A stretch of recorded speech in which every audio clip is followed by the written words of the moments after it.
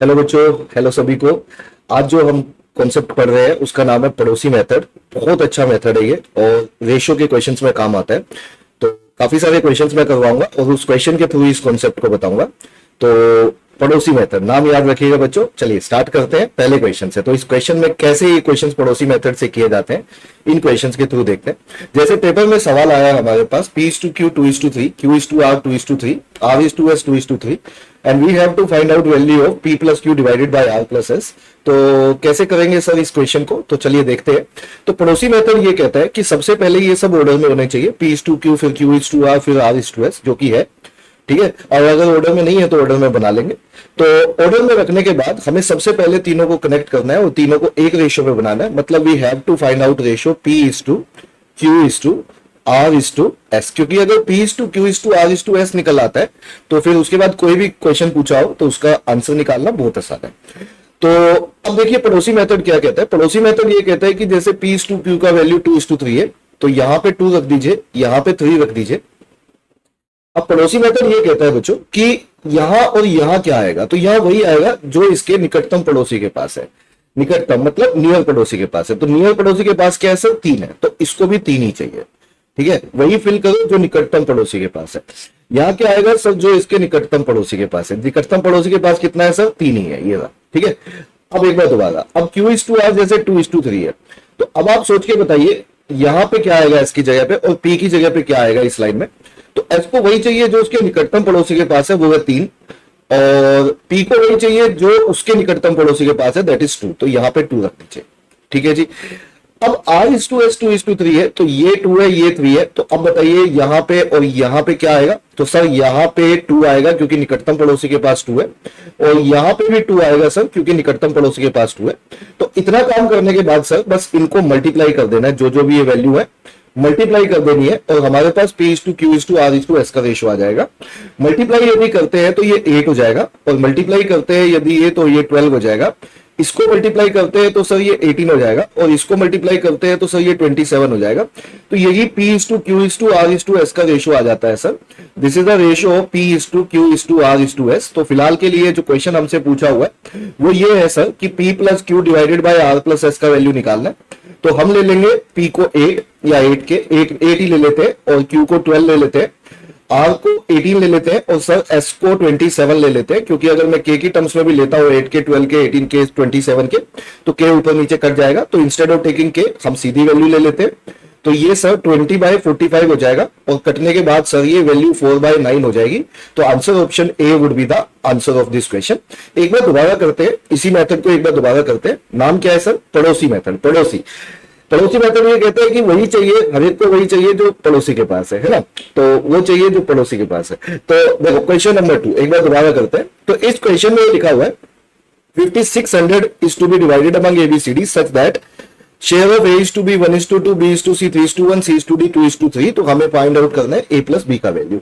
तो सबसे पहले सर ऐसा क्वेश्चन आता है तो पड़ोसी मेथड से हम सर रेशियो निकालेंगे। तो किसकी रेशियो निकालेंगे सर, हम रेशियो निकालेंगे A is to B is to C is to D की। तो पड़ोसी मेथड ये कहते हैं A is to B sir 1 is to 2 है, तो यहाँ 1 है यहाँ 2 है, तो इन दोनों को वही चाहिए जो इनके निकटतम पड़ोसी के पास है। तो C के निकटतम पड़ोसी के पास 2 है और D के निकटतम पड़ोसी के पास अब 2 है, तो 2 रख लेंगे। ऐसे ही अगर मेरे पास B is to C 3 is to 1 दी हुई है, ये 3 है ये 1 है, तो D के पास वही चाहिए D को जो निकटतम पड़ोसी के पास है, दैट इज 1, और A को वही चाहिए जो निकटतम पड़ोसी के पास है, दैट इज 3।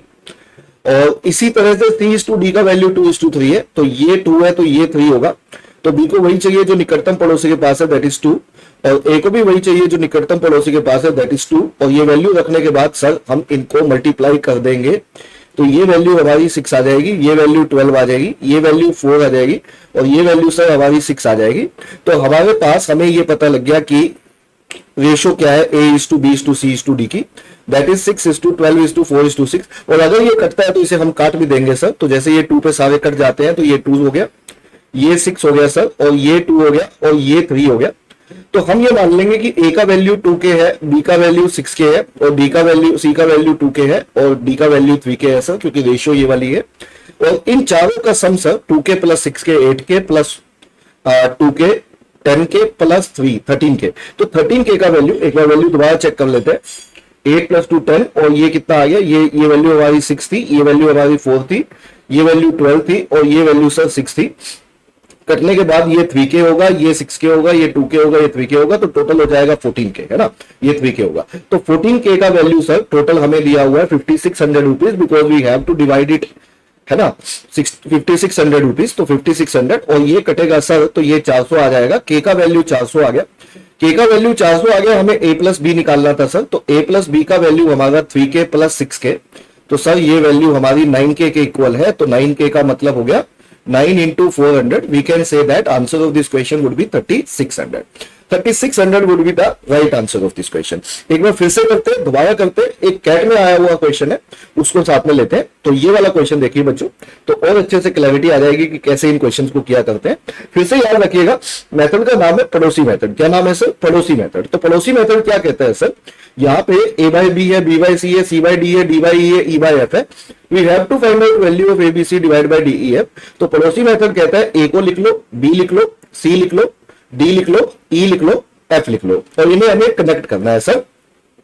तो A/B 1:3 है, तो यहाँ पे वही आएगा सर जो इनके निकटतम पड़ोसी के पास है, वो 3 है, तो ये भी 3 दे दीजिए, यहां भी 3 दे दीजिए, यहां पे भी 3 आएगा और यहां पे भी 3 आएगा। उसके बाद B/C 2/1 है, B/C 2/1 है, 2 है तो 2/1 है, तो ये 2 है तो ये 1 है, तो इसके निकटतम पड़ोसी के पास 1 है, इसके निकटतम पड़ोसी के पास 1 है, इसको भी 1 चाहिए, लेकिन यहाँ पे A के निकटतम पड़ोसी के पास 2 है सर, तो यहाँ पे 2 फिल करिए।